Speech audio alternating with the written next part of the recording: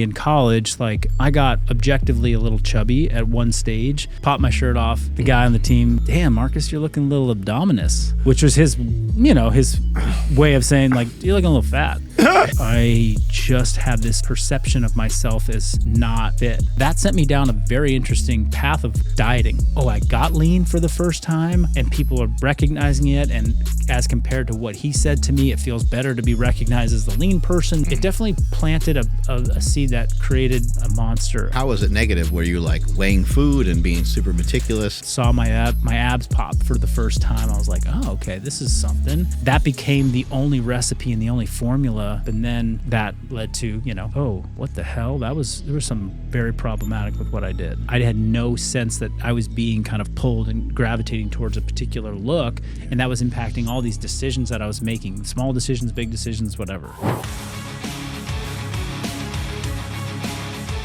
What's been going on with you? What have you been up to? Anything new?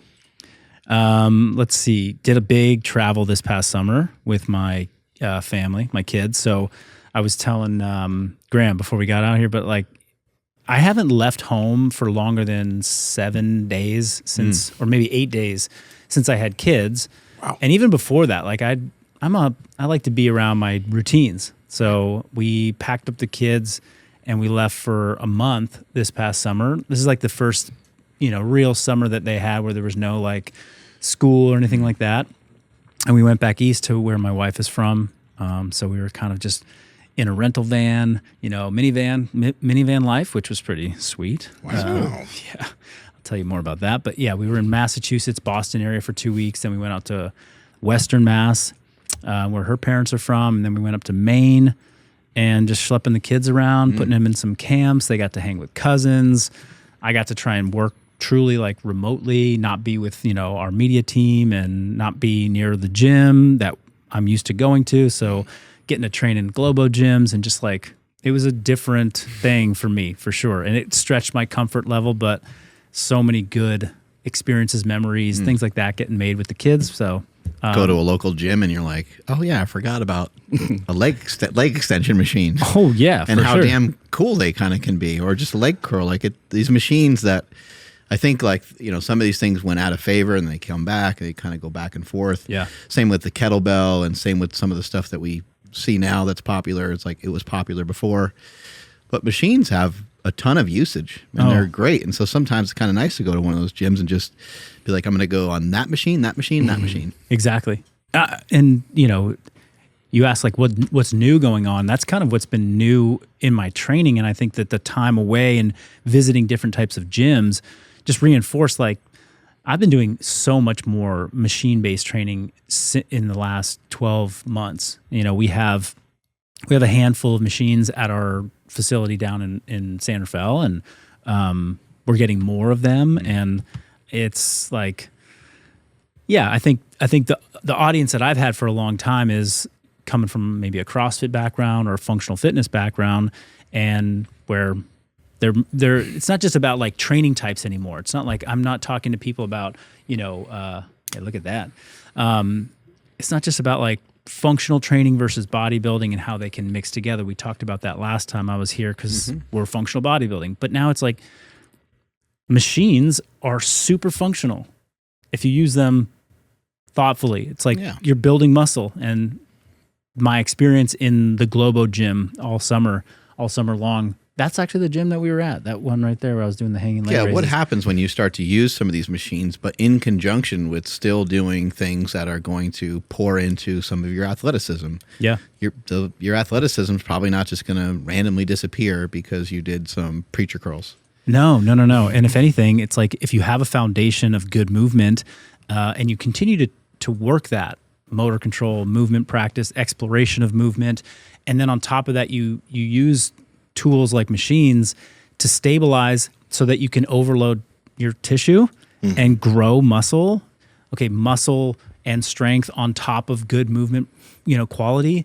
That's a recipe for functionality and like enhanced life.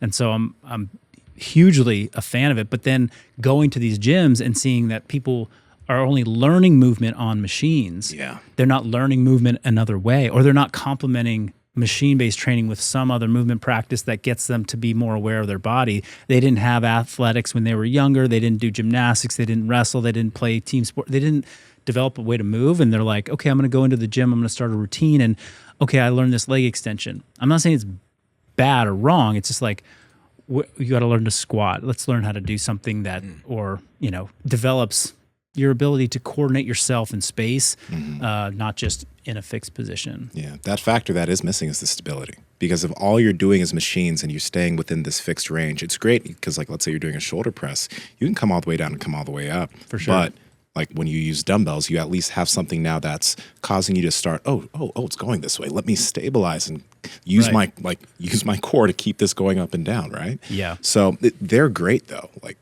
I do think they get a bad rap because of the lack of stability that people can gain from it.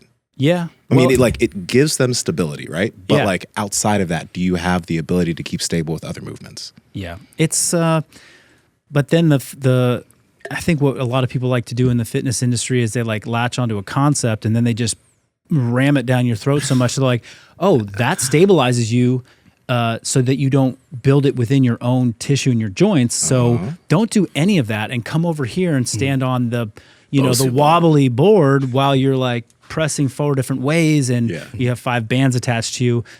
And that, I know that's kind of like a meme almost that gets like, it's a person.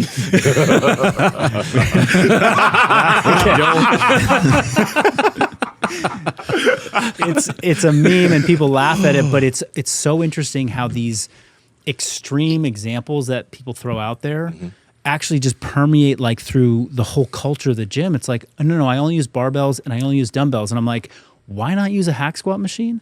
Why not use a leg press? Like, why not go and do a preacher curl machine? Like, you don't have to be so binary about this stuff. It's also interesting how people get they get like territorial and their premise or their theme matters until it doesn't matter, until there's something else cool that they can talk about.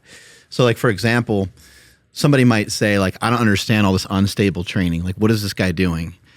But then like on it comes out with a bag that's like full of water. And then now that's cool. And now they're like, wait, that's really awesome. Yeah. It's like, wait, I thought you were shitting on like things being unstable. Yeah. Because there is research that shows that when you train off unstable surfaces, you don't exponentially get stronger or train the stabilizer muscles in the fashion that you thought that you would.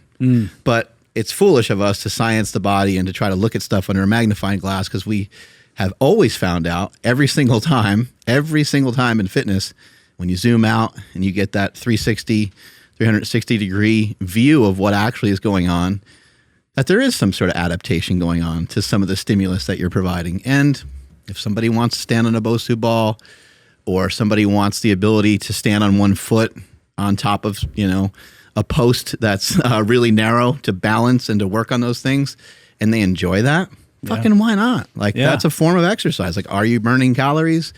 Are you working on your balance? Does that have transition into you having better balance on one foot and you're on your toes in that particular movement? I'm sure it probably does. Yeah. I thought we were about to start talking about Karate Kid when you were talking about standing on one foot on the post. But kind of Karate Kid style, yeah. But it's something you just said. It's interesting to me because, like, I have to admit, I was kind of that person. Like, I was so deeply ingrained in this culture of what was CrossFit that I was like, machines suck. Like, they're bad. Like, don't do them. And then I started to kind of reevaluate that and maybe start to introduce some things. But I think bodybuilding is having this kind of resurgence, like machine-based bodybuilding, like true bodybuilding, thanks to social media and kind of like the Chris Bumsteads and this kind of modern era of bodybuilders, and so much of it being online and like, rather than people posting their WODs, they're posting their like sets on the hack squat machine, and it's viral on TikTok, and people really are engaging with that and they're wanting to explore it. And I'm like, okay, yes, there's a lot going on here. I'm gravitating towards it as well. And I'm like, yeah, by going and practicing it and being in spaces, gyms like the one I was at on the East Coast, I'm like, there's so much utility here, and we can continue to help elevate this audience, like their understanding of training and how to move better for the long haul. Yeah. I think every CrossFitter at some point is probably going to move into doing something different, right? Like For sure. I'm not saying that CrossFit is like totally unsustainable, but a lot of the movements and a lot of the things that are done in CrossFit, because it has like a gymnastics base, it has an Olympic lifting base. It's really not normal to see people in older ages sometimes still performing gymnastics moves, although that would be great. And it's not normal to see people doing Olympic lifts sometimes later in their life. And again, that would be great. And those are things you should probably explore, and they're things you should probably work on. But the majority of your training will probably start to switch over to things that are just more comfortable and a little easier to get to. Yeah. And that have more efficacy in the real goal, which is to build and sustain muscle and strength. And then something that helps you to maintain coordination, balance, and athleticism. And if you have those two things going, then that's, I think, a recipe for a lot of, longevity. Curious about this. You already had the functional bodybuilding stuff going on for quite a few years, and then I noticed like we had Ben Patrick here, and then you started doing some things with him. What did you learn from and maybe what are some concepts that you took away from the way he did things that maybe you weren't doing before, or was there a lot of through line with both of the things that you guys were showing as far as training is concerned? I think, yeah, it's interesting. Like you had Ben on the podcast a number of years ago, and it was right around the same time that I started like DMing him, and he was so enthusiastic and engaged with me beyond any level that I would have anticipated from somebody who was just like cold. I was cold DMing, or I tagged in something. But yeah, he certainly influenced me a lot. And what I think captured my attention early on with him was this idea of like, hey, we're here to simplify things down to the most effective and fundamental parts of training that are going to have the greatest impact, which I really was I was deeply interested in at the time, because I think I had been doing hyper specialized stuff to try and get really good at a few very, a handful of skills. You talking about CrossFit still? Maybe. Yeah. Okay. No, yeah, that's what I'm talking about. Okay. I was like CrossFit's this broad, general, fitness concept. However, at the sport level, it's very specialized in a lot of ways. Yeah. So I was now 3 or 4 years removed from that, trying to do things like, okay, what are the best parts of the functional training and bodybuilding world that people can use repeatedly that are going to be effective? And then I would say, so I was trying to simplify things, make it more accessible. And then Ben was like, I'm going to simplify it way more and make it way more accessible, right? Knee ability 0. I was like, geez, it just totally takes my thinking and extends it. Yeah, the zero program. Who the fuck wants to buy something that's worth nothing? He's a genius. The zero program. Yeah. I want you guys to imagine that you're wearing a cast on your hand, and you're going through your whole day with this cast hand. Well, because your fingers don't move, your hand will start to become stiff, weak, and that'll work its way up your arm. That's the same thing that happens when you wear these damn shoes, okay? I'm sorry to curse, but it's frustrating. Because these shoes that have a narrow toe box, although they look nice and they're Nikes, narrow toe box so your toes can't move. They're not flat, so your foot is in this weird thing and it's not getting stronger. And they're not flexible, so they don't move and your foot just moves like this all day, which means your feet are getting weaker. That's why we partner with Vivo Barefoot Shoes. They have a bunch of shoes for the gym and casual shoes, but the thing about these shoes is that they are wide, they are flat, and they are flexible. So your foot can do what it needs to do and it can get stronger over time. That's gonna allow you to be a better, stronger athlete. Andrew, how can they get them? Yes, that's over at vivobarefoot.com/powerproject. When you guys get there, you'll see a code across the top. Make sure you use that code for 15% off your entire order. Again, vivobarefoot.com/powerproject. Links in the description as well as the podcast show notes. Throw these away. Oh my God. Dude, watch the camera. And then investing a lot of time and energy into like all of the systems, the training plans, the progressions that he had, building up to his standards. I realized like, okay, after some time, now I'm getting re-engaged in this process of like, I want to get hyper good at this thing, which is his system, which I was like, okay, that's problematic in the same way this was problematic. Like, do I need to build, up to the elite, level of Nordics, and spend 2 days a week working on that? And then I'm like, now I'm just trying to be the pro ATG guy. And it's like, well, that I just saw the commonality in what I had done previously. So it was actually a question I asked your brother, was like, hey, you had a lot of success in helping your knees get stronger and healthier through his HEG system. What are you still in? And he's like, oh, I had a ton of success. My knees feel great. And I'm like, well, what are you doing now that you still attribute to that? He's like, oh, I'm doing slant board squats and sled.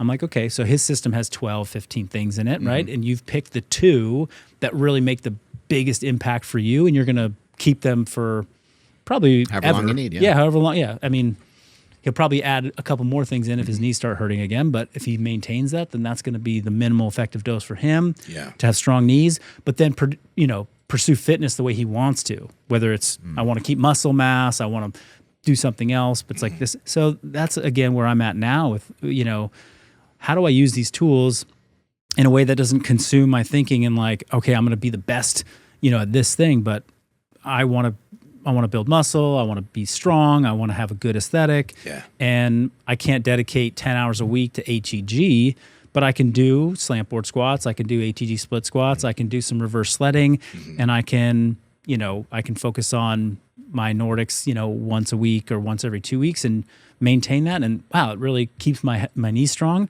and allows me to go and squat heavy and do hack squats and do leg extensions and, build my upper body and feel really good about it. Gotcha. Andrew, see if you can bring up that clip. I would love to get your some of your perspective and your thoughts on kind of what's said here from Mark Ripito. He is operating far, far below his capacity in the weight room, and none of that constitutes a stress to which an adaptation must take place. An adaptation to anything. He's not helping his balance. He's not helping his neck. He's not helping shit. No. And on the other hand, what would help him? Putting 200 pounds on his squat would tighten everything up, make everything stronger, make his neck more injury-proof, make his knees more injury-proof, make his back more injury-proof, because now the whole column of muscle from the floor to the top of the head is stronger. And all you have to do is squat and deadlift and press. He is What would? I love Ripito. He's amazing. They are showing clips of like Joel Seedman, but let's kind of forget about that for a moment and just a little bit more on what Coach Ripito was talking about there. Just what are some things that come to your mind, and have you found that to be true with yourself, that if you improve some of those kind of standard lifts, squats and so forth, did it help you become a better athlete, or have you seen that help a lot of other athletes? I mean, it's God, there's things about what he said that really resonate, like, okay, there's truth there. And then I don't know who that athlete was, but NFL player. yeah, like he's clearly a good athlete. He's built up a strong base. He doesn't need to add any weight to his bench Built up squat a or strong DQ. base. I think that's key word right there. There's a point to which it's like, okay, yeah, the core three lifts are impactful and they can take people and build a tremendous amount of foundational strength. And then at some point it's like, for the vast majority of people, even high level athletes, like, you do not need to get stronger. You need to be able to feel like you can take that strength and use it in different ways, apply it to different circumstances, apply it to your sport. Like, that NFL player has no business trying to improve their squat, bench, or deadlift at all, or press beyond where they're already at. It's like, now take that strength and that athleticism and go enhance it for the specific sport. I'm not saying that that's the way to do it. Like, I don't really know Joel's methods and how they maybe impact that athlete, but that athlete needs to do some resistance training and stay engaged. And if they feel like that is one motivating, inspiring, they do it, like, then I think it's great. I think for really getting away from like elite athletes, because Joel shows so many of his high level athletes that perform in like elite sports, they're the best players in the world. Like, that's not everyday people. So the everyday person, absolutely, like, use the bench or press, squat, deadlift to build a foundation of strength. And then at some point, like, if you can squat, 1.5 times your body weight for 10 reps, like, but I don't think you need to go a lot heavier than that. Yeah, check. Like, and then what's going to allow you to just stay engaged with that muscle mass, that tissue, and express it in new ways? Like, that to me is what long-term fitness and long-term resistance training should be like for most people. So yes, Rippetoe is like, use these tools to build a foundation. And once the foundation is there, and I don't believe the foundation is, you know, a double body weight back squat or a 2.5 body weight deadlift. Like, these are elite numbers that people don't need. Like, they need to be able to squat their body weight for 10 reps. Like, you can do that, put a bar on your back. That's your body weight. Do it for 10 reps. You are strong, probably strong enough. And now, what are other ways that are going to keep you engaged, allow you to take that strength, explore different movements, keep it fun, and do it for many, many, many years to come? I saw Paul Pierce, you know, he's a retired basketball player, probably a Hall of Famer, lining up on a deadlift the other day, and he was setting up to deadlift 5 plates on a trap bar deadlift. He was trained by Ron, the guy that anyway, he was training with a group of friends, and they were all lifting 5 plates, and he started to try to do it, and it wasn't going anywhere. And then he wanted to try it again. They're like, Paul, like, no, like, don't. And he tried it again, and he wasn't able to do it. But point there being, again, there's a guy who had a really strong base. He probably didn't necessarily need to, you know, lift 500 or 600 pounds to make more progress in the sport that he was in.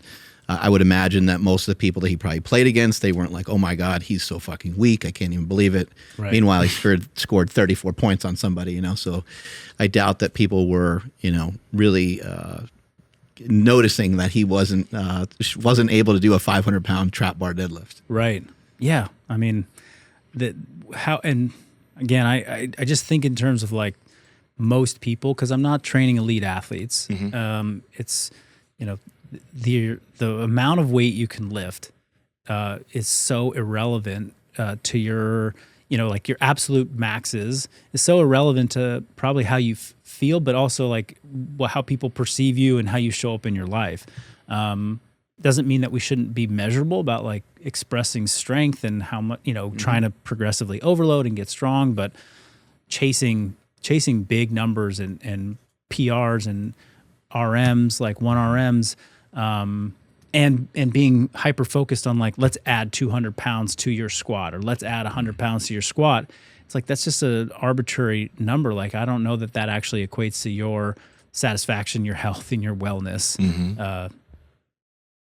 And I will also say that one of my guiding principles too is what's going to set somebody up so that they can go into any physical environment and express themselves to their maximum safely. So expressing yourself maximally, being able to give full effort, feel confident that you can do it without blowing out your hip or your spine. Like people who walk through life and they're like constantly like, oh, I don't want this to. My goal is to get you to a place where you walk into most environments and you're like, I'm resilient enough to just go for it. But that's not the same thing as me saying, hey, we should go to the gym with the sole purpose or the goal of trying to raise the bar and the maximum of what you can do. It's just enter into an environment that at your current level of fitness, you feel like you can go and do it hard and push yourself, and you know, you're going to walk away totally fine. Let me ask you this, man. I know that fitness is what you do. It's your lifestyle. It's probably your family's lifestyle also, right? What are some daily habits, maybe daily non-negotiables, not on the nutrition side, but maybe on the movement side of things that you think anybody can try to adopt into their lifestyle and gain some benefit from the person who's just getting into this to the elite level athlete? What are some things that you think they should just try to implement into their daily habits as far as movement's concerned? Yeah, what are some things you maybe even did on your vacation? Yeah. I mean, I think 2 things. Pay attention to where you're spending the most hours positionally in your day. So I don't think people actually put they're not empirically driven on this one. They don't have like a number associated with like, I spend X number of hours sitting. Okay, it's this is your job, this is your life, this is what you do, you're in this position. Let's evaluate, one, the magnitude of how that's impacting you, like how many hours, what's the, you know, you're actually in your seat for 8 hours a day, okay. that's going to be like a key indicator. Like, this is where most of my movement problems or successes is coming from. If I'm sitting down all day and years down the line, I'm having low back pain, I'm having knee pain. Okay, we can trace that back to how you spend the majority of your time. So if you can be very objective about looking at where do you spend most of your time, and then trying to optimize whatever that looks like to add in either movement breaks or better ergonomics or, whatever, right? It's like, okay, I sat for 8 hours a day. Let me just try and make sure that every 50 minutes I stand up for 5, or, you create some practice that helps there. So that's a movement. You asked for movements. Yeah. That's more like evaluate where you spend most of your time, and then how are you actually moving or postured in those hours of the day. That for me was pretty impactful years ago when I recognized, I was like, my job is not standing on my feet and coaching people in person anymore. Like, I'm behind a computer screen, and my life could easily become quote unquote sedentary because my working hours are mostly at a computer and typing things. So I'm no different than somebody who's working a desk job. Even though I'm in the fitness industry, I'm spending a lot of time behind a computer. So how can I just make these 6 hours a day that I'm behind the computer, or 4 to 6 hours that I'm behind the computer, how can I make that more movement oriented? It's standing up. It's these little things underneath my feet, the things that you guys have under your feet. It's having little Grippers. Gripper. That's not the 300-pound gripper. Easy access stuff. That just easy- sits here. No one closes it. Easy access stuff, like a lot of things and tips and tools that I've like picked up from, Kelly and Juliet over the years, how they approach like fidgeting and Even your treadmill is outside in the sun. Yeah. Probably encouraging for you to go out Yeah. there and just like at least start walking, because you're like, I probably want to get some sunlight in the morning. yeah, that's been a huge thing that I've changed in the last probably 18 months, is that I got a little desk to put on my curved treadmill, and I pop my computer on there, and if I have a meeting that's with my team and people I'm like comfortable around, like I will take a meeting while I'm walking. And it's not optimal for like taking notes and being really hyper focused on details, but it's also a great way to get ideas and creativity flowing. So, taking meetings like that has changed kind of, I've got 3 hours of meetings today. I'm going to be moving for probably 2 of those hours on a treadmill and getting some steps. How do you set that up, by the way? Because a lot of people do work from home. So, there are going to be probably some people that are like, I could maybe do this. What's your setup look like? Or what does a setup look like? Yeah, the setup is the two that work are, I have a curved runner, so like the Assault runner. Yeah. And then there's a company that sells, they're called ErgDesk, and they sell the like a platform that just goes right on top, and then it's got like a little strap that you anchor it, and you can walk. You can't run with it because your arms would hit it, but you can walk, and it fits a laptop and or it fits an iPad if you're going to watch something or whatever.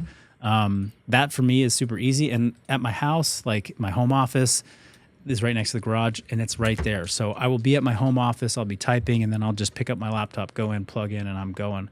And it's like it's a pretty sweet setup. I've got a nice light so people can see me. And the other way is the standing desk that people have. They sell little walking pads. There's pretty decent ones. They're not totally inexpensive, but for under $300, you can get a walking pad that you can put underneath your desk, and you can even walk at a very slow pace on those things and still type and still do, like if you have a proportion of your workday where you're not doing something that's like hyper focused, it's like maybe you're just checking emails or you're doing some data entry or you're doing the thing that like you can do that. So those are kind of my two approaches for getting people set up with them that want it. Now, going to the East Coast, especially going to Massachusetts, there is some amazing food out there. Oh my God, yeah. Did you enjoy the amazing food, or how'd you work that out? Yeah. One of like the things that, bonded me and my wife when we met was like food, and we were foodies, and, traveling any place we'd travel. It was about engaging in like the food culture.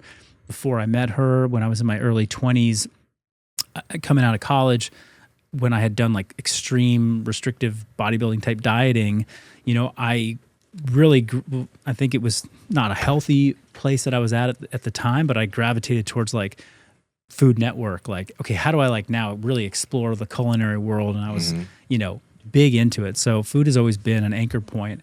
And so I have kind of arrived at a place now where it's like, okay, I know that I need to eat a certain way to feel good and be sharp and to look the way I want to look and to perform the way I want to look. But there's absolutely room for indulgent, great food. And I make it very intentional. Like we were in Boston and we went to the North End and we went to Regina's Pizzeria and we got, you know, coal fire pizza and I ate the whole thing. It was like this, I'm here for this. This is what I'm doing. Like we're in Maine, we're driving through Portland, Maine. We're stopping at Nick's and we're getting lobster rolls. Like that's happening. You know? Okay, you said lobster rolls. I was like, okay, cool. Yeah. So yeah, it was, the last one was like, we went to Fenway and I'm like, I'm at Fenway.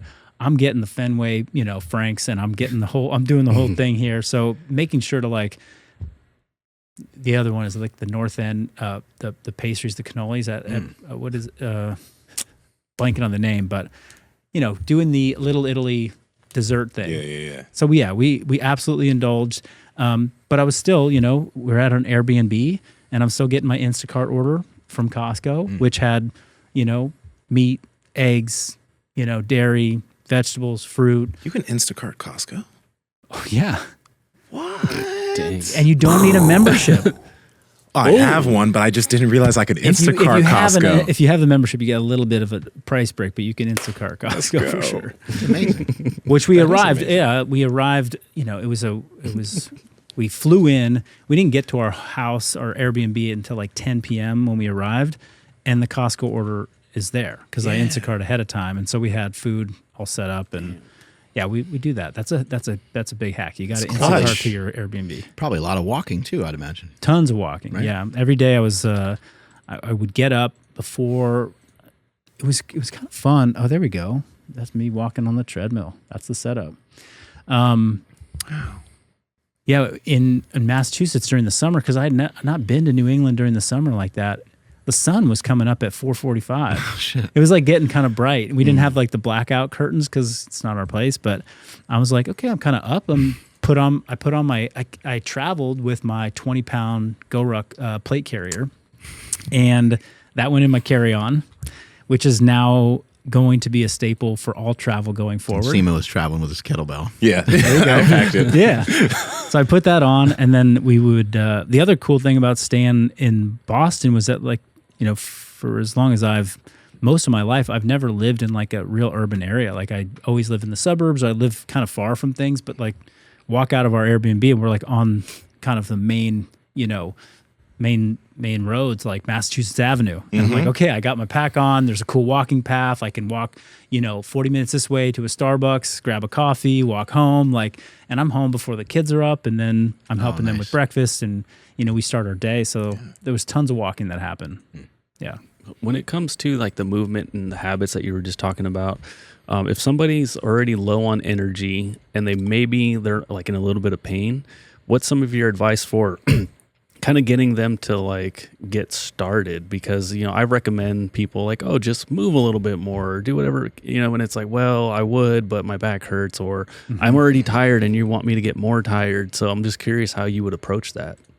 I mean, I think I've heard you talk about this too. It's like, you know, you don't have to start with something big, and I try not to overwhelm people with like quantity. It's like, and give them sort of the encouragement and approach from this the standpoint of a little bit of movement is going to actually give you back more energy. You're not going to deplete yourself, but it depends on the type of movement that you're choosing. Right? Hey, go out and got to get some movement and go like hit this 15-minute like high intensity thing. It's like that's probably going to knock somebody out. That's already low energy, and it's also going to be really intimidating because they're already in pain or they feel vulnerable. They're vulnerable.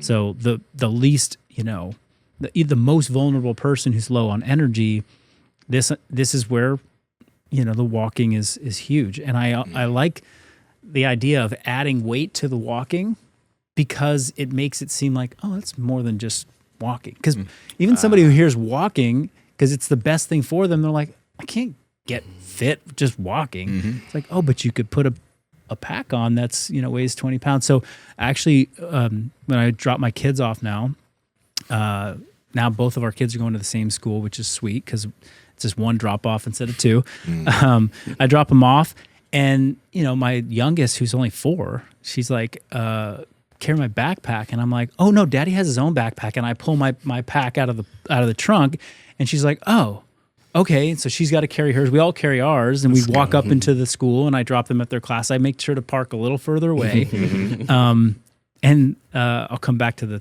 they have a really cool thing that they do for movement for the kids in the morning. But I have my plate carrier on, and then just walking back to the car today, one of the parents was like, "Oh, that's a cool backpack." She's like, "Is that like a weight?" I was like, "Yeah, it's actually just a weight. It's not a backpack. There's no like compartment for anything."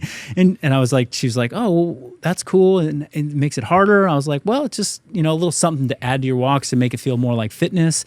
And she's like, "Oh, that's cool." And I'm like, "Oh yeah," and I've been doing this kind of on and off for the last 20 years because I probably got my first like weighted vest when I was in college. Yeah. At 19 years old. It was called the X Vest, and it was like big on T Nation. And I was like, oh, this is the coolest thing. It was like the new advanced one. Thing was super uncomfortable. Broke down after it was so fast. I was like, oh, and yeah, they're actually a lot more robust now. They last a lot longer. She's like, oh, I'm gonna go check it out tonight. I was like, did I just influence somebody? I'm an influencer. Is the GoRuck plate carrier just super comfortable or something? Oh my God. Yeah. Versus all the ones you've tried so far? I mean, I've gotten sponsored by GoRuck here, but I got a lot of their products, and all of their packs that have built-in like slots to put plates are really, really phenomenal and comfortable. So, but the plate carrier, I was like intrigued by because I'm like, they have these packs. They're like backpacks with a plate that you put in them. But I'm like, I'm not really going anywhere where I need to put stuff in my backpack. I just want the weight. And the way that one sits is, exceptional. So, and then if you are going to do some fitness stuff in it, you're going to do like pull-ups or whatever. Stays on your body well, probably doesn't hit you in the face or anything like that, right? Yeah. And they have, they got the different weights. So like they've got a 10-pound weight that you put in there. When you put the 10-pounder on, it kind of almost feels like you don't have anything on. So I was like, well, maybe I could try running with this, but I haven't really dipped my toe into that. I like this because I have the Rogue Tech vest thing, and it has one in the front, one in the back. But like, I like this because there's nothing kind of encumbering the front. Exactly. Yeah. TRT, it's a popular topic. A lot of guys are hopping on it. It's something that we've talked about a lot.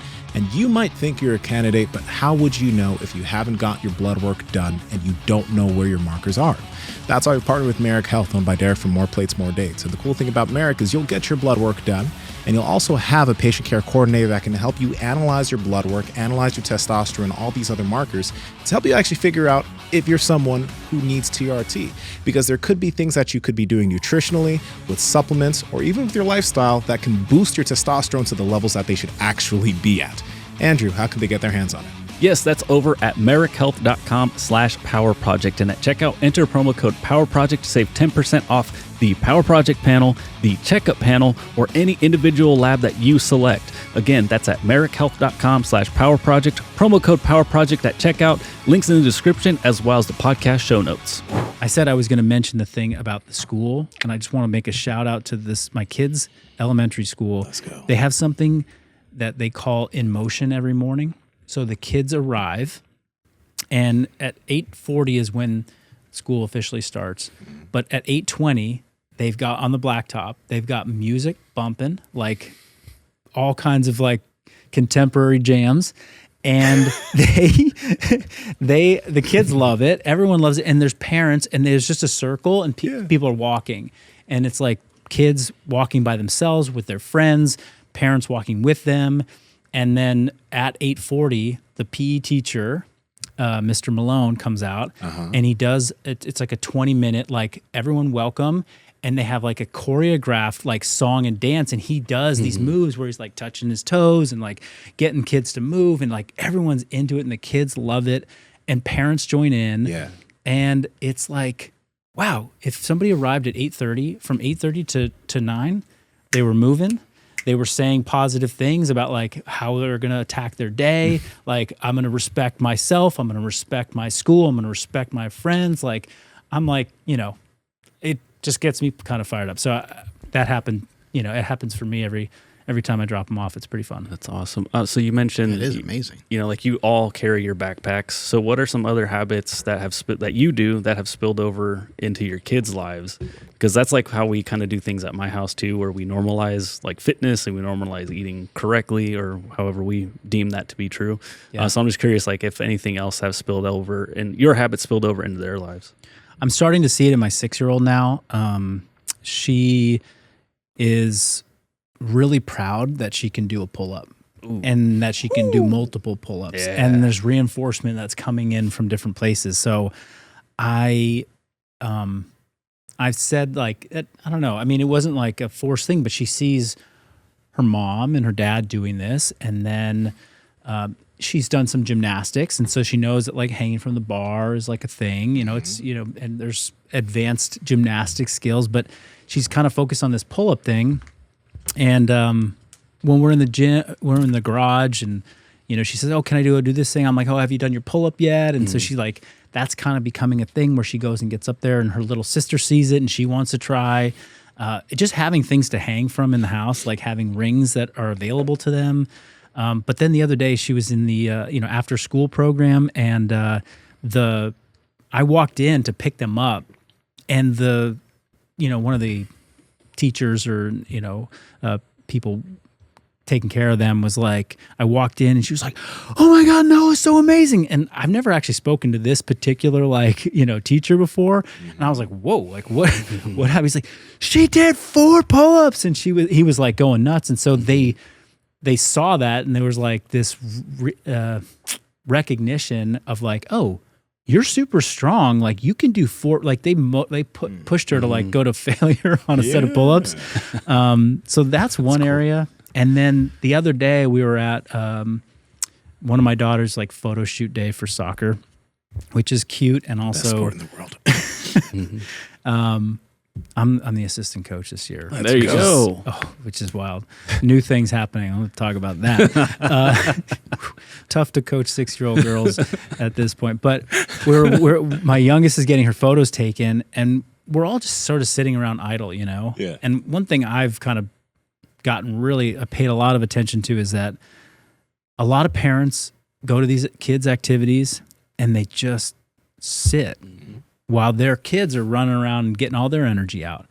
And so I know it's not always conducive depending on the age of the kid. Like you can't just be like, "Okay, here you go. I'm going to go and go for a run or something like that." But my older daughter knows that I like to walk. And so she came up to me, and we were just waiting for my youngest to be even just like start the photo shoot process, which is like an hour-long thing. Yeah. She's like, "Daddy, can we go for a walk?"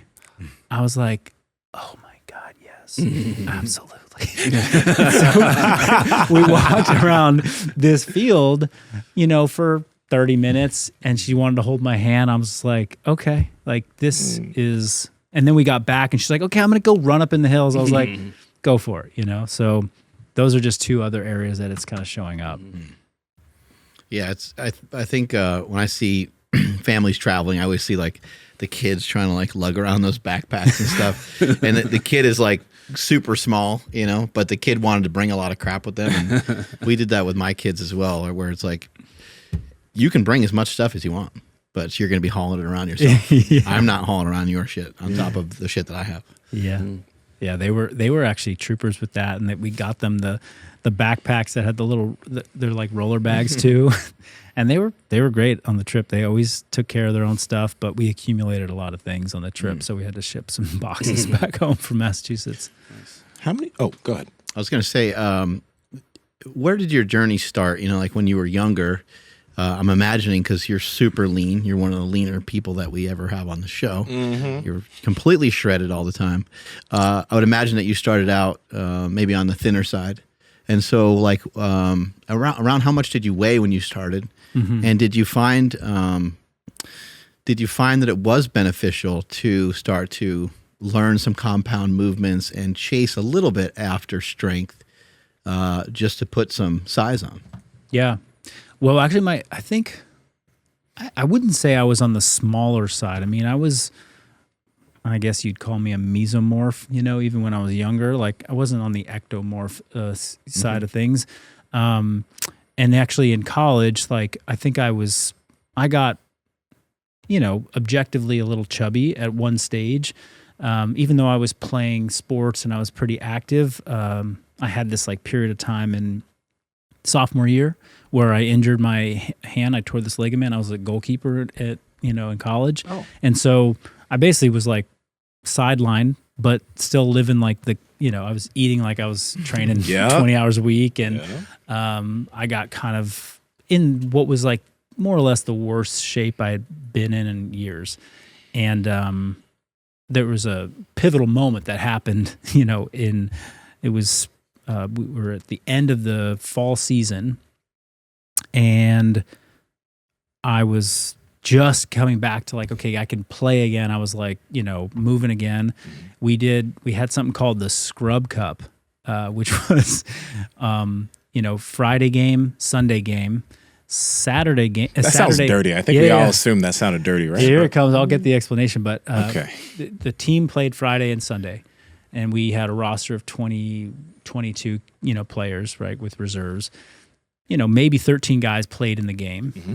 And those same 13 guys were going to play on Sunday. Mm-hmm. And so on Saturday, they just did a little like flush.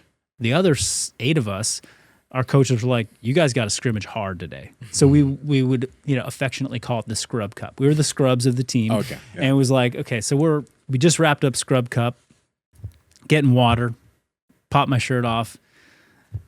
The guy on the team, Ryan Swantek's like, damn, Marcus, you're looking a little abdominous, which was his way of saying like, you're looking a little fat. And Abdominous.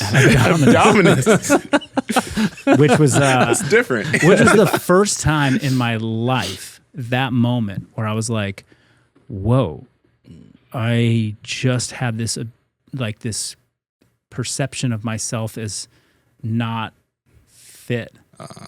I never really looked at my body and been like, oh, you're kind of smooth, you're kind of like, or you're ripped. Like I trained when I was younger. I trained through high school and, loved to lift weights. I wanted to get stronger. I didn't know about squatting deep. I didn't know about how to deadlift properly, but I did a lot of stuff. And, but it wasn't for like vanity. It was like, I wanted to be muscular. Like I wanted to build muscle, but I had no like real concept of any of this. And then that was like a crazy wake up, or not wake up, but Guy created a monster. He did. It's like that's where he It starts. created a monster, which was my college experience.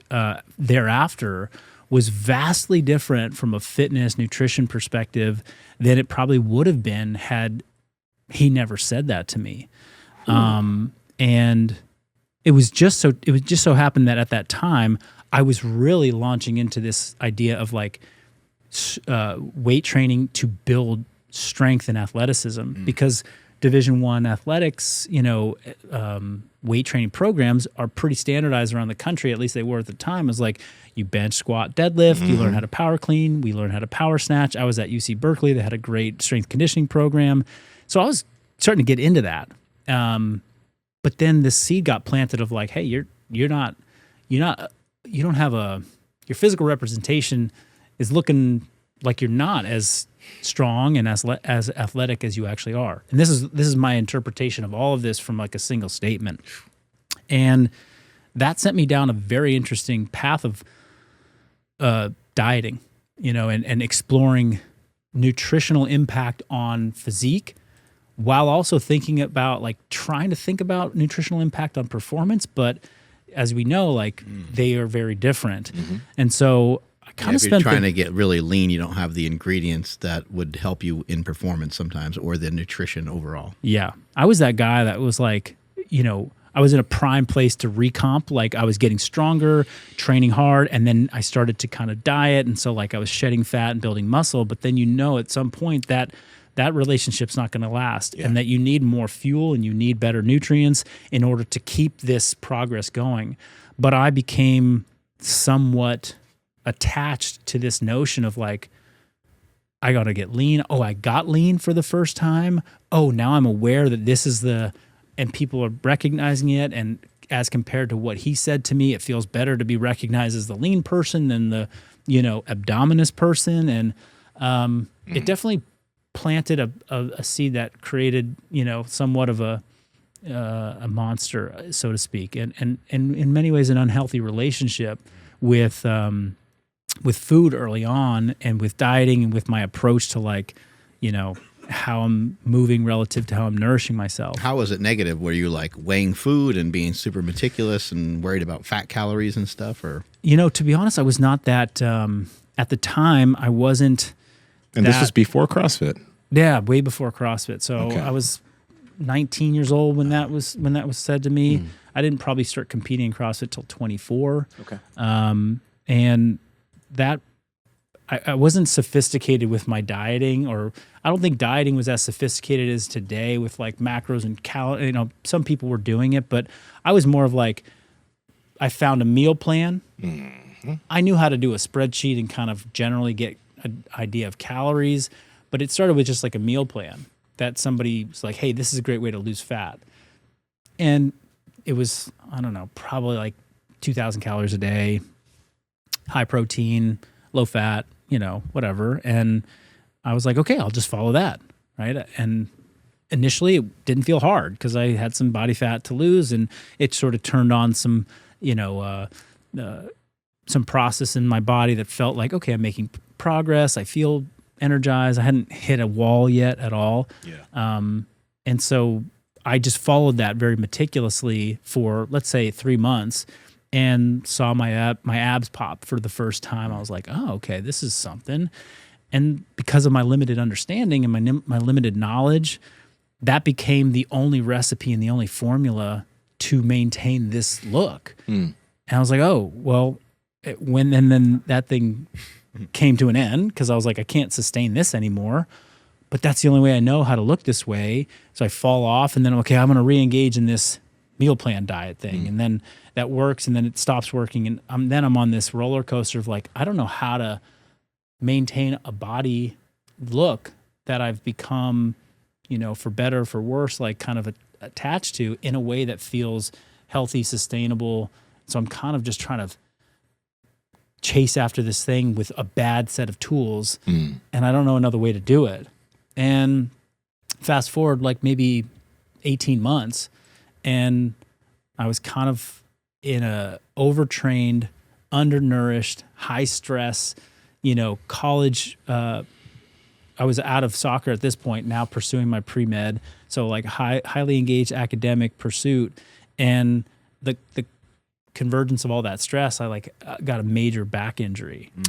Yeah. From just like overtraining. Like I remember Lower back or something? Yeah, like a SI left SI thing that had like some radiating pain down my leg, and but I remember, if I go back to that, there was like this period of 2 months, 3 months leading up to it where, I'd do a workout at the gym and I always felt kind of hot. Yeah. But I didn't know what to think of it. I have my pack on. I still have my X vest. Yeah. And I'm walking the hills up in the Berkeley Hills, which if anybody's been out there, they're steep. I'm doing weighted hikes because I'm trying to keep my energy expenditure up and keep the lean physique. And I remember being on those hikes and being like, damn, my back is hot. Like, what's going on? Like, what is this thing? And then just remember one day, like I finished a workout, a leg day, which meant do every big comp. I did leg press, I did squats, I did lunges, I did all the things. Yeah. And I'm like back at my apartment, I'm just like, ooh, this feels now like when you go from like it just being hot to like, okay, there's something that's got me a little cockeyed and like it's nervy and oh, something's up. And then that led to, the next couple years of a new journey of self-discovery of like, oh, what the hell? There was something very problematic with what I did. I'm just curious because CrossFit started at 24, right? Yeah. Lasted what, 7 years, 8 years? Yeah, 7 or 8 years. Was CrossFit by any chance a conduit for you just to be able to have a lot of expenditure? Was there any part of it that was just like, yeah, you enjoyed it, but also it's calorically demanding? So it's a way for you to, or did you just actually really enjoy the sport of CrossFit? Well, at that point, I was, I had kind of, let's see, competitive CrossFit was highly calorically Of course. expenditure wise, like it was high up there because as competitors, we were not just doing the WODs, but we were doing big resistance training sessions, plus big Olympic lifting sessions, plus over time we all learn like, oh, you got to be an aerobic beast. Like you got to go do zone 2. You got to do like long hours of, bike intervals and running. And so, yeah, I mean, you're burning probably 5,500 calories a day on some days, that was a big, but none of, I enjoyed that. I liked being somebody who was moving a lot, Okay. but that wasn't what got me into it. What got me into it was just like, whoa, here's something that's super challenging. But also the community aspect of it was really empowering because like I didn't have a team and someone to be around for quite some time that felt positive, but then I did. Yeah. The other part was that the recipe or the combination of doing CrossFit with, this newfound intensity that I regained plus the paleo movement, Yeah. which was basically just a diet where I didn't have to think about calories and numbers. I just kind of just ate certain food groups. That combination kind of gave me this newfound freedom where I was like, oh, if I just do it this way, like I don't have to think about all the things that I have kind of bad memories from as a college, over dieter. And now I can just do CrossFit and eat paleo and I feel like I look really good and I feel strong and I don't have to like overthink it. Yeah. So it was kind of like this easy recipe for, oh, this is what I've been looking for so long, is some place where I could inject a lot of energy, work hard, train, feel good, eat nourishing foods, not count them, not follow a meal plan, but just sort of generally some guidelines. Cool. This is what really made it feel like, oh, and now I want to be a coach and I want to tell everybody about this because it's so impactful. What you got going on over there, Andrew? Well, I mean, so we had talked about, a post you made in regards to kind of what you were just talking about right now about like getting shredded, seeing your abs for the first time. Yeah. Do you guys want to just play this? Yeah. Okay, cool. Let's play Thank this. you. This is good. Yeah, let me get some audio going. All right, let's go. Wish someone told me sooner that getting hyper lean can mess up your body image down the road. See, I was an athletic teenager, but I didn't look ripped. Then in college, when I first saw my abs pop, I never wanted to see another version of myself. At 27, I was one of the fittest CrossFit athletes on the planet. But even though I looked super jacked, I worried that I didn't look lean enough. Focusing on the outside might lead you down a long road of self-judgment. So instead, find a way to move that makes you feel great and eat in a way that supports that movement. That is a positive cycle that will continue for a long time to come. I wish someone Easy for you to say. You look great. Right. Right. I guess there are a lot of those comments, huh? Were people saying that? No, that was really, was overwhelmingly nice. received in a positive way, and it's you guys got the longer story here, right? That was, getting, it was, and I've written about it extensively in blogs and newsletters and talked about it on, our podcast. And, but, Ryan Swantek said that to me that day. And had he not, I wonder where I would have, I really wonder like, hey, what would have happened for the next 3 to 5 to You would have been a 7 years? doctor. I would have been a doctor. And I may have, maybe. But I'm Shit. also, it's like, A fat doctor. Or a competitive eater. Could have went down a couple different roads. Damn, that was a main story moment for Marcus Philly. Yeah. Right? Oh yeah. Damn.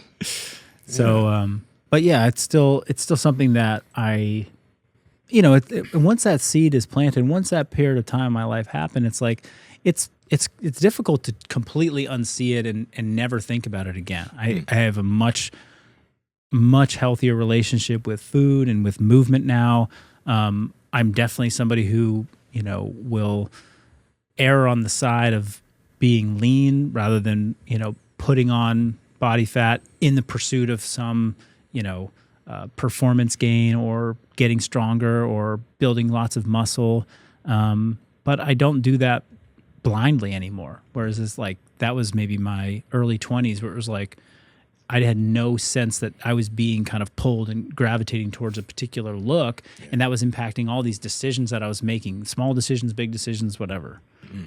I know you're not really focused on elite athletes, but just curious about this. With all the additions that you've made in the past few years in terms of what you do in the gym and what you do as far as movement and how you think about things, is there anything that you think would have potentially improved your career in CrossFit as far as the way you did fitness then that may have allowed you to be a better CrossFit athlete?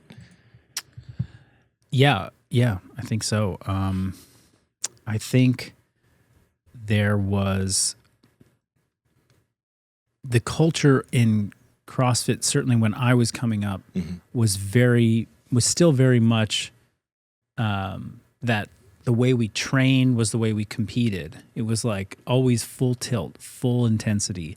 I remember just, opening up my program for the week because I had a coach back then that would program for me, but I would just sort of like look at, okay, these are my daily workouts. These are the Metcons that might be showing up. These are like the, snatch doubles that I'm going to be doing. And I always was like calculating, like, what do I need to do to set a PR this week? Yeah. And that was, that was early days of CrossFit when people we thought that CrossFit as a sport really was governed by different rules than other sports. Like, nobody shows up to like Monday, practice at an NFL field like, okay, how are we gonna win today? Like, it's like, no, it's Monday. You got a game on Sunday. Like, let's just chill and let's ease into the week. There's drills. We got a lot of shit to learn. Yeah, we're gonna watch film. We're gonna stretch. We're gonna Exactly. jog. We're gonna warm up. Yeah, we all thought we were different. We were not. So that was like how do we, how I would go back and be like, how do I accumulate a lot more reps at lower intensity so that I can build the strength, skill, muscle tissue, ligament, and tendon, joint health, and just generally build my base capacity, right? Yeah. This became very common. It's much more commonplace now. I don't, there's only so many hours in a day that you can train, in any sport. And CrossFit obviously has a lot of different disciplines that you need to get better at. So it's like, okay, well, you're going to go do 3 hours of cardio today. Then you're going to go do like 2 hours of weight training and Olympic weightlifting. And then you're going to also go do this. And so it's hard to pack it all in, but I do believe there's a certain element or a certain amount of bodybuilding principles like hypertrophy, rep ranges, and work that I wish I could go back and implement back into my CrossFit, days, because so much of what CrossFit ends up looking like in the competitive, on the competitive field is high volume, high rep count movements done at a pretty high intensity for the movement that it is. Like, it could be thrusters at 95 pounds, but you might be doing 100. And so, how you have to do a lot of that.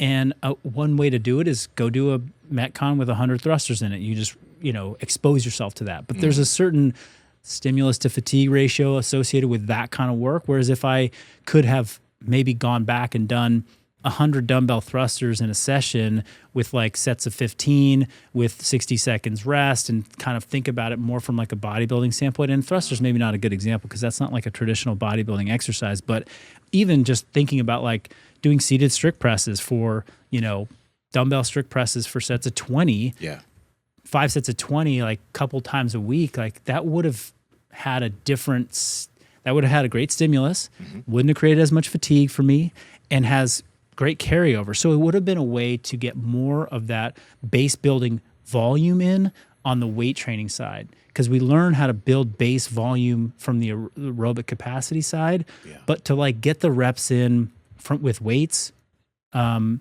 with gymnastics in CrossFit was always connected and attached to the WODs, the Metcons, which were fatigued. You were fatigued doing that, which meant it increased likelihood of risk to injuries to just, again, all that fatigue that doesn't allow you to train as good later in the week and so forth. So that would be certainly something I would go back and implement. Good luck trying to train that way when you've got Rich Froning, Jason Khalipa, Matt Chan, all those monsters from back in the day. And I think, with Rich Froning, I don't know if it's like folklore or if it's like true, but he just like would just work out literally all day. Yeah. I think he would just like walk by his barn and he would hop in there and do a workout. Yeah. And then a couple hours later, do another workout. A couple hours later, do another workout. I think actually I'd be interested to have that conversation with Rich, but like I know that today he incorporates, what you would consider more bodybuilding into his training.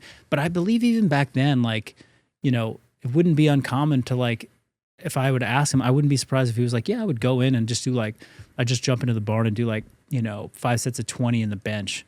It's like, well, that's not CrossFit. That's not building your max I think bench. that is what he would do sometimes, because Yeah. I remember seeing some workouts where he'd do like a floor press and he'd do curls in between. So that's like Right. heart rate was up, but he's not like killing himself. Yeah. It's like, and these were like the intuitive guys early on that were like, I need to do more work to win this thing. I got to go out and be training more often, but I can't do 10 wads a day. I can do 3 wads a day, but I got to get all this other training. And what should I do? And they just you would naturally have to gravitate towards bodybuilding type principles or bodybuilding rep ranges or and so, and then also one of the other things that was so clear early on was, and it was talked about, was that the people who had done bodybuilding before CrossFit had more success early on, or they had done some weight training, consistently. Right. We're talking about how big Jason Kalipa is. It's a big boy winning the CrossFit Games. For sure, yeah. And he'd been in gyms, selling memberships, doing all the thing for years, right? And that gave him a huge base. But then it was like, well, if it gave us a base to do the thing well, then why did we just abandon it? It's like, why didn't we just keep that thing going on top of this stuff? And it was, again, back to the question of like, well, there's only so many hours in a day, and I got to catch up with all of the people. So I'm going to Olympic lift for 3 hours a day, and I'm going to do this many wads. And then what happened? 90% of the athletes burned out. The top 10 or top 5 or top 2% who were resilient enough to get through that crazy amount of intensity and volume were the ones that survived, and they were winning, and they were the best. And it's like, oh, you had, you it was Hunger Games. What are some of the things that stuck with you from CrossFit that you'll probably utilize or incorporate maybe the rest of your life? I think it was probably, the easiest way. Well, it taught people intensity better than anything else I had ever taught or been exposed to. So, now everyone likes to say like, there's this resurgence of like Mike Metzer's training methods. Like it's all about high intensity. You got to just push it one set as hard as you can. It's like, that doesn't work for the vast majority of people because they have no concept of what that feels like. Yeah. They've never even dipped into like 70% of their maximum. They might not have a lot of strength yet either, so they're not really tapping into anything that great just yet. Totally. But then this whole thing of CrossFit, like it taught a level of intensity and effort like really quickly, and I think suffering through some of that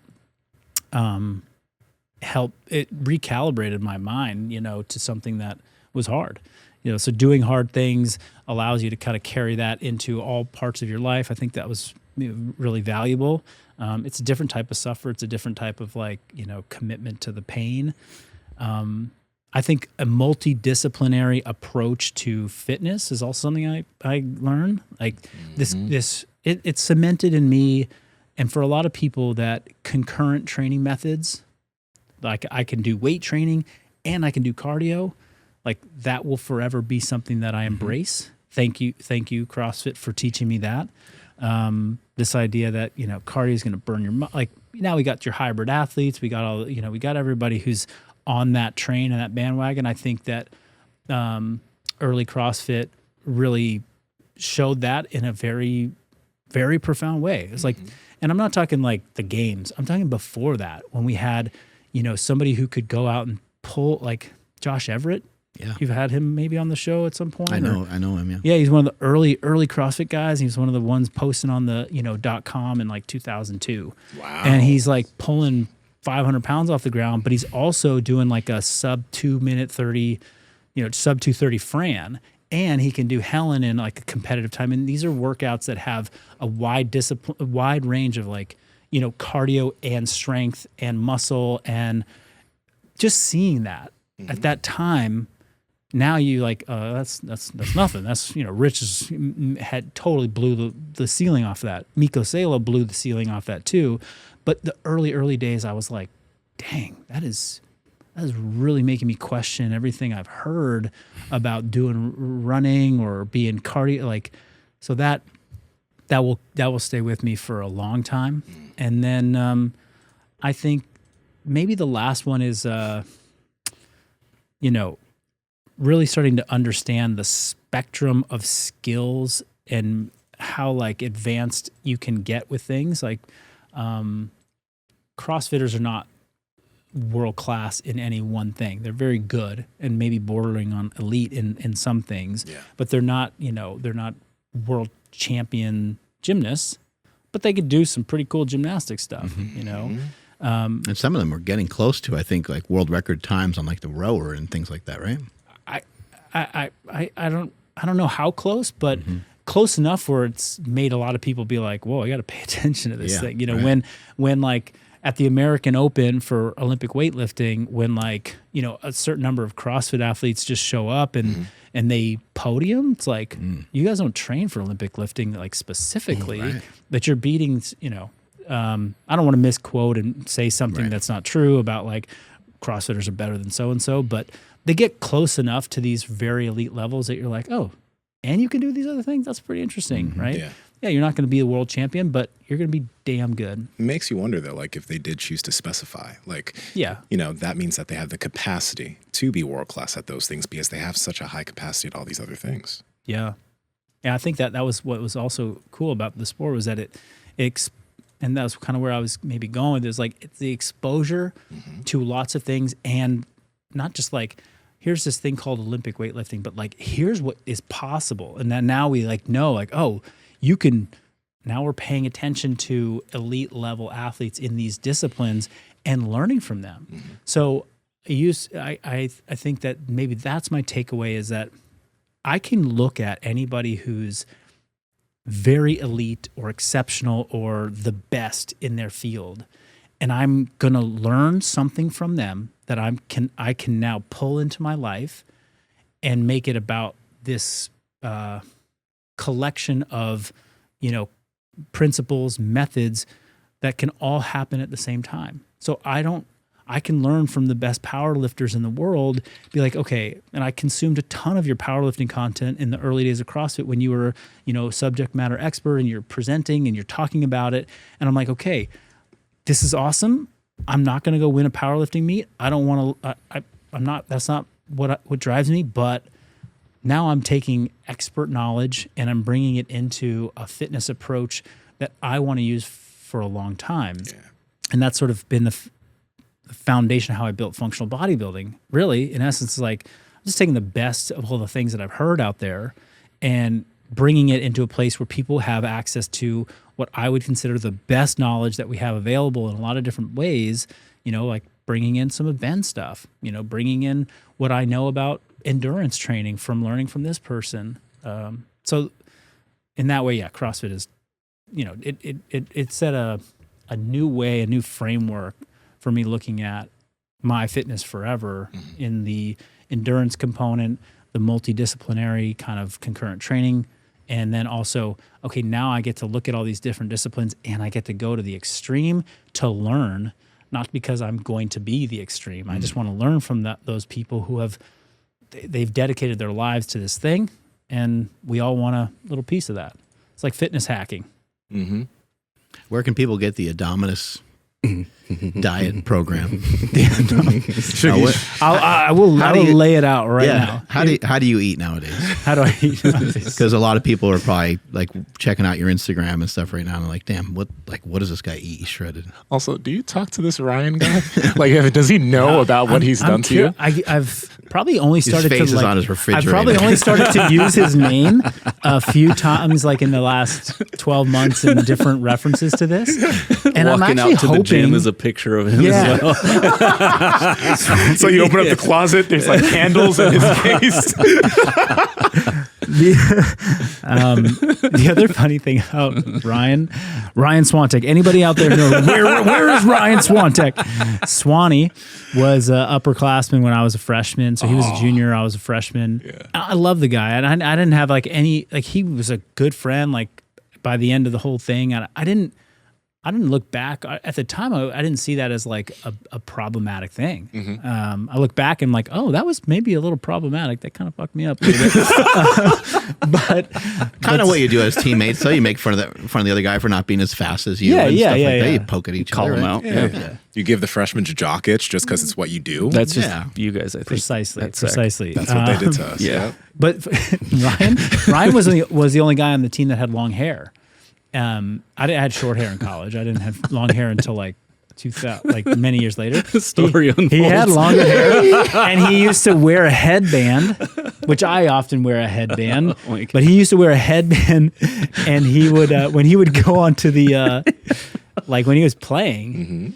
That was like all the other teams. That was how they like rag on him was like. He was like the headband guy. Like, let's make fun of the guy that's got the long hair and the headband. So I just remember we were playing, I think it was at Stanford. And Stanford's like, they probably have a much more updated soccer stadium now, but it was always an awesome place to go play. The fans were super into it. It was kind of a small, intimate setting. Like the stands were always packed. It always felt like, oh my God, we're in this like packed area, but it was only like, 2,000 people or something like that. But it felt, and the fans would get into it. They were always behind it. And they had this chant. Anytime he would go on the field, it was just like headband, just clowning on him, and just this stuff actually ends up getting in your head a little bit when you're out on the field. Yeah. So it's just funny. Like fast forward a bunch of years, I got the long hair, the top, not the headband. I'm getting shit on YouTube for fucking having the same hair as Ryan. But That's great. Yeah, he influenced me, I guess, in a lot of ways. What's the food look like nowadays for you? How you staying this lean? Oh man, the food for me, and I've gone through. I was saying this earlier. It's like I've done all the diets. I've done so many, and I'm actually in the middle of writing a blog newsletter that is titled. I've succeeded on 12 diets in 12 years. I've succeeded and failed at all of them. What does that mean for you? Which is basically like every diet you can succeed on and every diet you can fail on. Yeah. What's the thing that connects the successes and what's the thing that connects the failures is you and your consistency to it. And, whether that diet at the time inspires you to, eat the amount that you need to achieve your body goals. Like, does this thing help you control for calories? And the other part is, does it supply you with enough nourishment, nutrients, and quality to, one, support the calorie, conversation, and two, make you feel like, give you like let's say the micronutrient energy, the digestive system, consistency, like the ancillary benefits to like eating quality foods that go beyond just keeping you in a calorie maintenance level.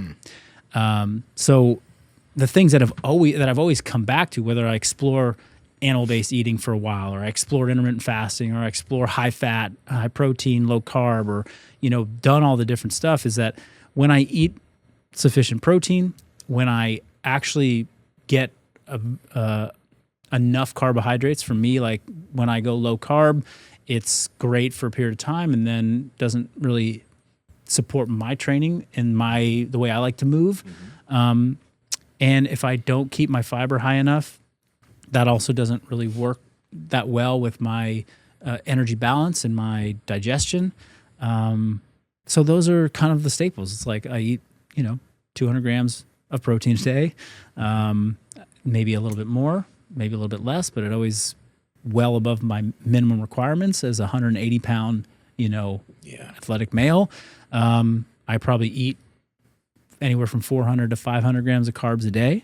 That's sort of a sweet spot for me. It's been that way for a year, and that's coming off of like a period of like pretty low carb eating. Because once I stopped CrossFit, I convinced myself, I'm like, oh, I'm not training to win the games anymore. I don't need this many carbs, so I'm gonna get on the low carb bandwagon, and that's gonna be good for my. But I'm like, but I'm still training hard, and after a while, it started to feel like I was tanking a little bit. Yeah.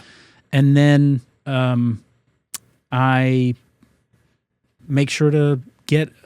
I kind of opt for higher fiber fruits, veggies, and carbohydrate sources from a satiety like standpoint. It just helps keep me satiated next to protein, and pretty much covers everything that I need with my daily diet. Power Project family, if you're trying to increase your muscle mass, if you're trying to lose body fat, if you're trying to stick to your nutrition plan, if you're trying to get fit, pretty much if there's anything you're trying to do for your health, we know that sleep is the biggest determining factor to help you get from point A to point B. That's why we've been sleeping on 8 Sleep mattresses for probably more than 2 years now. And the main reason is the technology behind the Pod Pro. Now, the Pod Pro is like the Tesla of beds. It will change its temperature based off of how you're sleeping during the night. And if you have a partner that's sleeping on the other side, they can have their own temperature settings. We all sleep hot here, and I used to wake up in a puddle of my own sweat. Gross. That doesn't happen anymore because of the 8 Sleep mattress, and I've been getting the best sleep of my life. Now, if you don't want to replace your mattress, you can just get the Pod Pro cover, and you can put that over your current mattress to get all the benefits of 8 Sleep. But if you also need to replace your old nasty mattress, you can get the Pod Pro cover and the 8 Sleep mattress. Andrew, how can they get it? Yes, you guys got to head over to 8sleep.com/powerproject, and you guys will automatically receive $150 off of your order. Again, 8sleep.com/powerproject. Links to them down in the description, as well as the podcast show notes. What did going low carb long term, why did you realize like, I probably should bring carbs back? Because for me personally, I did low carb for a while, and nowadays there could be some days that I do have lower carbs, and then certain days where I wake up and I'm like, ooh, I should just eat more carbs today so I could feel it. What made you get off of that? I think I was actually experiencing some negative, like the downstream negative effects of like low carb, which was, it was starting to impact my, at least my perception was it was impacting my sleep, but I was getting pretty bad cramping from being too low carb, and then not really assimilating, enough electrolytes or absorbing enough. I was like, this is when I got really into like element salt packs. I was like having 5 a day, 6 a day, just to like avoid this like big cramping that I was suffering from or dealing with. The other thing I started to see was that like I was now like not feeling like I could attack training in a way that felt like I was bringing my best energy. I was still training hard, no question. And because I was already like, I had a good muscle foundation and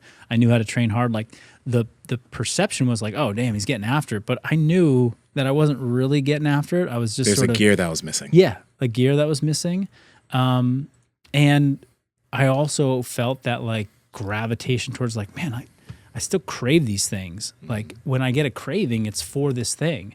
And I've always kind of trusted that. It's like if I'm craving this thing and I'm not eating it, and I'm kind of adapted my palate to this, but I'm still craving this thing. Like there might be something to that where I got to listen to it, And now my bias is more towards higher carb, moderate high protein. What are the fats at?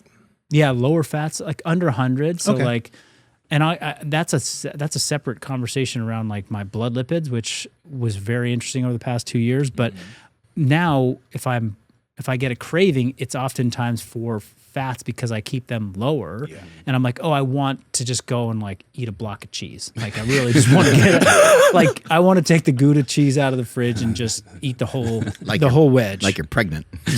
Yes. Like I want to go, yeah. Pickles and some cheese or something weird. Oh, yeah. Cheese is definitely, that's a go-to. I love cheese too. Yeah. What did you learn from your blood? Like your blood work, I'm guessing you Yeah, got no. So I was like, I kind of came out of like, I was doing low carb, low-ish carb. So like 200 grams a day, which isn't like terribly low, but it was low. Maybe like 2 to 250. And then, hey, I like really, as with many things, diet, fitness, training related, I love to explore. I love to like get in and be like, okay, what's this all about? Rather than just like listen to other people's stories, let me do this thing. So I went deep into the animal-based eating, world with, hearing things from Paul Saladino about plants and their potential negative impacts they might have. Yeah, they'll kill me. Yeah. Oatmeal definitely killing me. But all these things that I was dying from, there was a couple things that really resonated with me. One, the whole ancestral like concept around like which foods are, did we really evolve around, and which foods did nourished us through like the biggest transitions in our evolution, but also that I had some like really bad GI issues over the years, where whether it be like extreme constipation to really terrible diarrhea, like that would go on for long periods, which I think is connected back to like pretty much that post-college medical school period of time in my life. I ran a course of antibiotics for like 3 years for my acne, because it just kept getting, my prescription just kept getting refilled by the prescribing doctor. I kept taking it because it helped improve my acne a little bit in high school and made me like, oh, this is like major insecurity. I'm going to keep taking this thing. So, you run antibiotic for 2-3 years, you pretty much mess up your microbiome pretty good. Then add a bunch of stress on top of that in medical school. And like, I was like the guy that was taking laxatives and like Metamucil at age 21 to just like have, so there was that period. And then several years back after our first kid, and I think so actually we had just had my second daughter, and sleep was, not good. I had this like period of like terrible diarrhea that lasted for like three months. Like I was like have diarrhea for a few days, you're pretty bummed out. Like have it for like 3 months, you're like, what? Yo. So I always had this like connection back to gut health as like, I've got to optimize this thing. Got it from my, early mid-20s. And then this resurface of it, I was like, oh my gosh, what's going on? So I'm constantly thinking about it, and I'm hearing about animal-based eating. I'm hearing about plant foods, and I'm like, man, maybe I'm like really, maybe my gut after all these years, like I'm really sensitive to these things. Okay, let me remove all this plant material, see if that's going to help my digestion. Let me introduce more dairy, raw dairy. Let me start to eat more raw dairy. Then I was kind of like, oh, maybe I should just be going really low carb. Maybe I should just like kind of almost go keto with this thing. And I kind of went extreme on it. And for, basically 6 months, I followed that that diet pretty strictly. And I was taking in, I recently went back and looked at my numbers because I tracked a lot of the food data in, Food Tracker. I was taking in like 250 grams of protein a day, 200 grams plus 200 to 250 grams of fat a day, and then around like 100 grams of carbs, or 150 and less. And, a little bit from honey, a little bit from fruit. And then I would eat like some, pickled cucumbers or something like that. Very low amount. But I saw, and as I was looking through my numbers, like my saturated fat intake during that time was actually close to like 180 to 200 grams a day, well over like 150. And because I was eating so much dairy and so much tallow, and so much, 80, let's call it like 80% lean meats. And after 6 months, like I couldn't say that I wasn't feeling some pronounced impact positively, nor anything negatively. My body composition had shifted. I had put on more body fat, but I was training really hard at that time too, and I was feeling kind of down. And I got blood work done, and some people don't like the people that don't respond to high saturated fat that can impact their cholesterol numbers. My numbers came back, and I'd always been a little bit high on like LDL cholesterols. But my numbers came back, and I think my LDL was at 300 plus, and my ApoB score was really, really high. And Was it in the hundreds? My ApoB? Yeah. It was 200. Woo! So I was like, Okay. oh, okay. Like, what does that mean? Like, I got this voice over here being like, cholesterol doesn't matter. Like, you don't have any other signs of, insulin resistance or metabolic dysfunction. I mean, granted, my fasting insulin was really low. Yeah. My HDL was really high, and my triglycerides were moderate to low. So, and I didn't have like CRP issues or like so I was, by all other metrics, like, you're pretty darn healthy, but there's this other thing that's just really outlying here. And I didn't really know what to make of it, and I was kind of nervous. I was like, it's hard for me to look at that number and feel really good about it, thinking I'm checking all the boxes for my health over here. So I got some, I did some consulting with a couple different people and kind of was like, okay, well, what do I got to lose to just explore something else? Because I'm not necessarily like married to this eating approach. Like, maybe it's good, maybe it's bad. There's positives, there's some negatives to it. Who knows? Like, I'll try something different, change my diet and macros, and really just focus mainly on like increasing fiber and decreasing my saturated fat intake to what was, I was coached like, this is like an acceptable amount to aim for each day, which meant that I had to change my fat sources and just change the total consumption of fat. So I basically dropped my saturated fat intake down to 35 grams a day or less, which on 100 grams of fat a day, if you're getting a variety of fat sources, is not that hard to do. And actually, fast forward 12 months, and my my blood lipids for the first time in my life, getting testing, are all like at the bottom of like the low end of healthy ranges. My ApoB score came down into like the 50s, and my LDL dropped, considerably down to below. I don't know where it was most recently, but below 100. What are your main protein sources now? Yeah, so I'm like, I get 2 whole eggs a day plus some egg whites. I eat different types of chicken. I have a 93% ground beef that I get that's grass-fed that I found at Grocery Outlet. Shout out to them. They freaking crushing it. $3.99 a pound. I found this stuff at. Nice. So Not bad. and then some like low-fat or non-fat dairy yogurt. Those are and then like whey protein shakes. So and some sardines. So yeah, those have been my main protein sources. Yeah, it falls in line with what Stan Efferding's been talking about for quite some time, which is about 30. He says about 30% of your calories should come from fat, and 30% of that could be saturated fat, and that's at 100 grams of fat a day, having 30 to 35 grams of fat as saturated fat, that hits that percentage dead on. Yeah. So that was just my experience over the past year. And I think rather than like take that to be like, okay, this is gospel, everyone needs to follow this thing, I'm just like, hey, I tried something, I explored it, here were the benefits, and then here are some of the objective outcomes of it that I got from doing blood work. And when I evaluated like the pros and cons, and it didn't feel appropriate to me to keep pushing on that, let me see if I can change something to pull this marker back into what's going to feel good and for me, my health.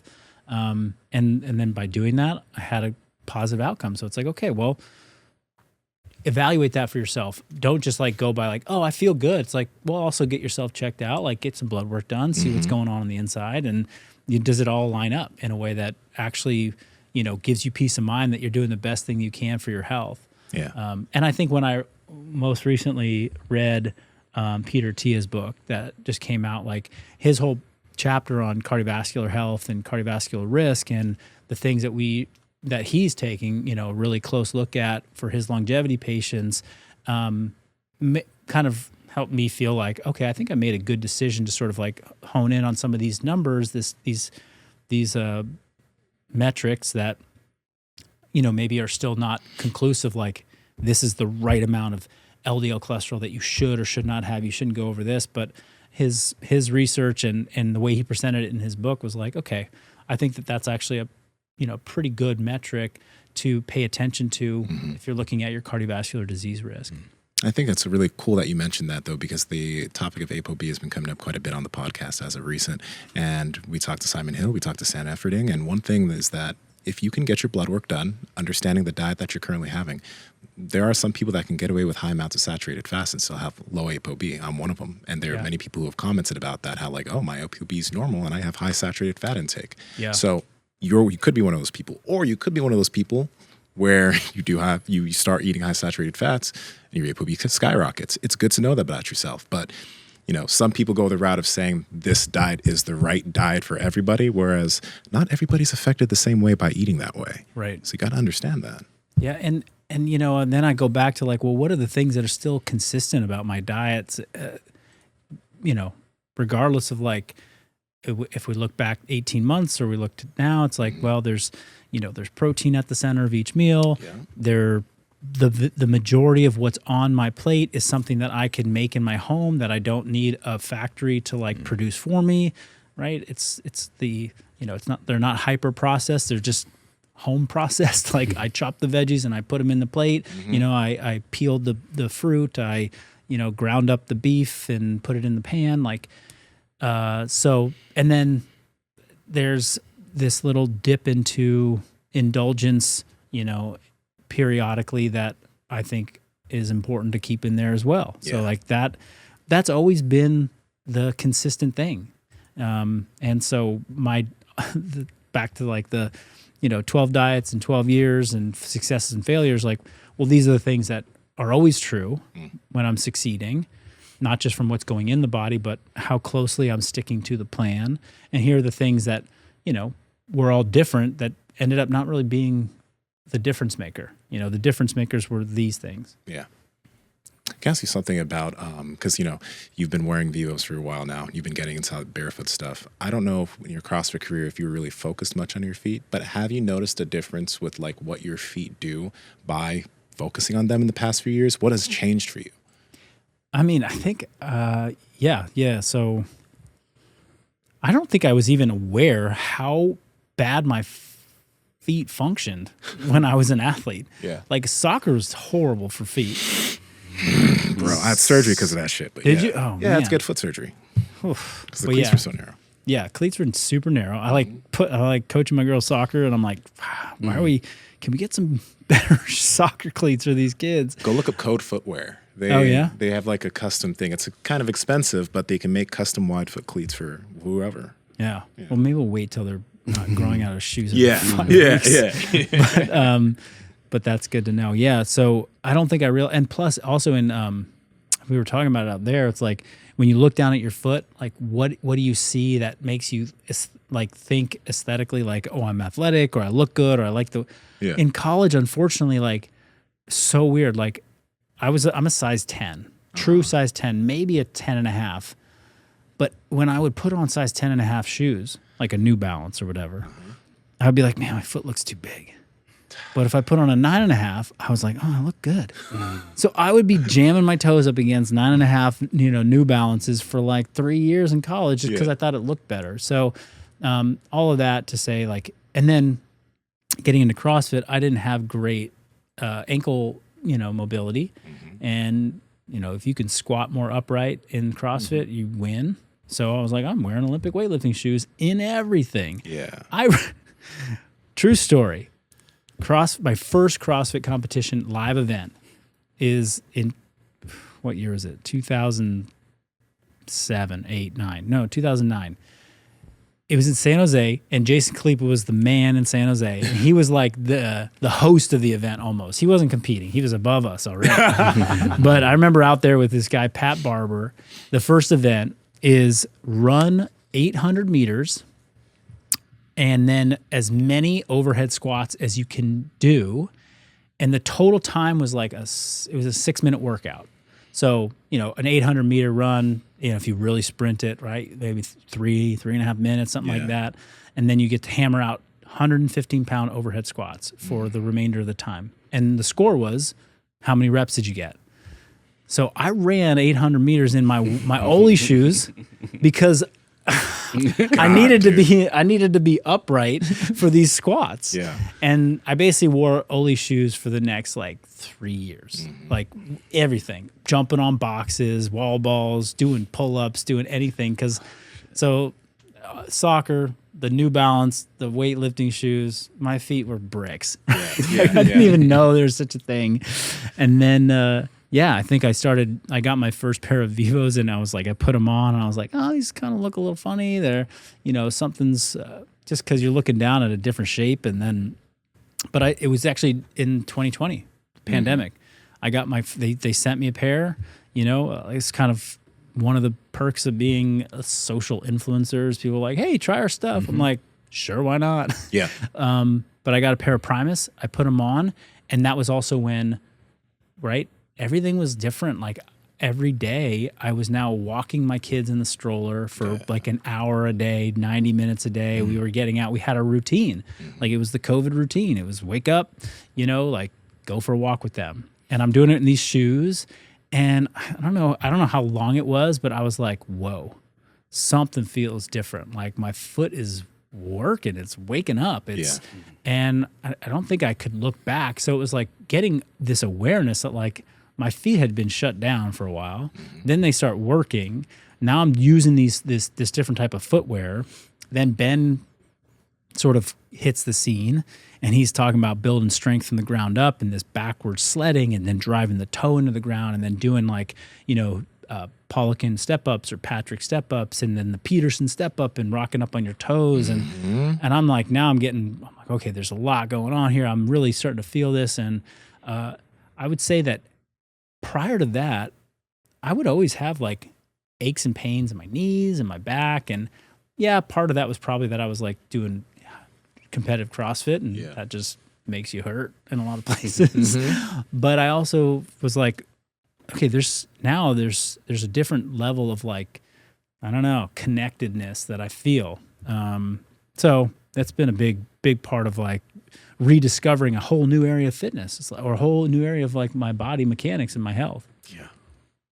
Great catching up with you today. I appreciate it. Yeah, likewise. This has been awesome. Strength is never weakness. Weakness never strength. Catch you guys later. Bye. You look a little bit abdominous today. Sorry, I didn't mean to call you fat, but anyway, check out this episode right here. If you enjoyed this one with Marcus Philly, which I know you probably did, this episode where we talk about ego lifting is probably going to be right up your alley. Click it right now, you abdominous little I'm joking. I'm joking. Click the video.